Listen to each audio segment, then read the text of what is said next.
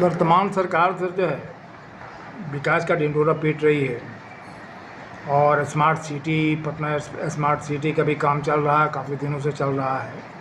लेकिन अभी देखा जाता है कि एक दिन की पानी होती है, 2-4 घंटे की पानी होती है और पूरा पटना डूब जाता है। जब इस पर सवाल किया जाता है तो ये नेपाल की बात शुरू कर देते हैं, तो 1 घंटे में नेपाल नहीं चला आएगा। तो ये इनका विकास जो है या स्मार्ट सिटी यानी जनता को यानी कि नुकसान दे रही है या तकलीफ़ दे रही है या राहत दे रही है। आपको धन्यवाद, आपके चैनल को धन्यवाद। बिहार के अंदर विकास आम जनगण के लिए कोई विकास बिहार के अंदर नहीं है। स्मार्ट सिटी का जो कंसेप्ट है, यह स्मार्ट सिटी लूट खसोट और बंदर बांट में लगा हुआ है। जनता को स्मार्ट सिटी के नाम पर कुछ नहीं मिला, वह पटना शहर हो, मुजफ्फरपुर हो। स्मार्ट सिटी के नाम पर पैसे आए, लूट हुआ और लूट खसो। कोई एक उदाहरण पेश पटना शहर के अंदर नहीं है। अगर पटना शहर स्मार्ट सिटी का कुछ असर दिखता, वर्षा होता है, 1 घंटे के अंदर पूरा पटना सड़क पर तैरने की हालत हो जाती है। कोई नाला का निर्माण नहीं, पानी निकासी का निर्माण नहीं। 1 दिन पानी थोड़ी हुई, पूरा पटना जल प्लावित हो जाता है। क्या है आपका विकास?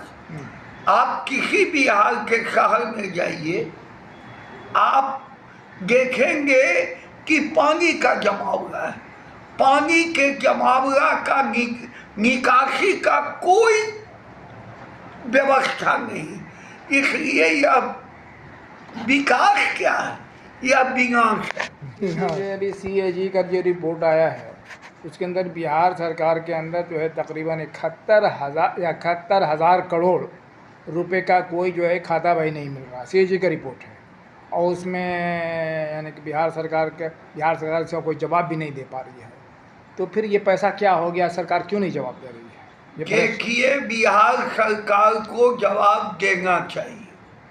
यह घोटाला हुआ है और यह रिपोर्ट को बाज़ाब्ता ले हुआ है, प्रसारित हुआ है और उसमें यह घोटाला दिखता है और इस पर सरकार का चुप्पी का मांगे है कि यह घोटाला हुआ है। सबसे बड़ी चीज़ ये है, खुद तो भ्रष्ट में ये तो इतना बड़ा घोटाला है कि चारा घोटाला भी फेल है।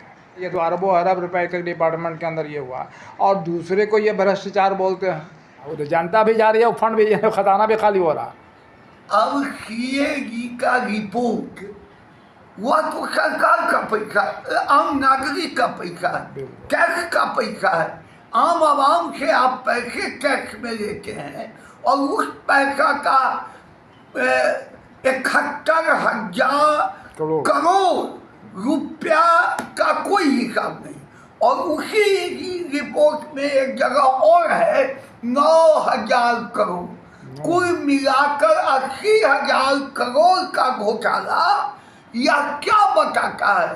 बिहार सरकार चुप्पी बंद करो। इसका हिसाब जनता पूछ रही है, जनता पूछेगी।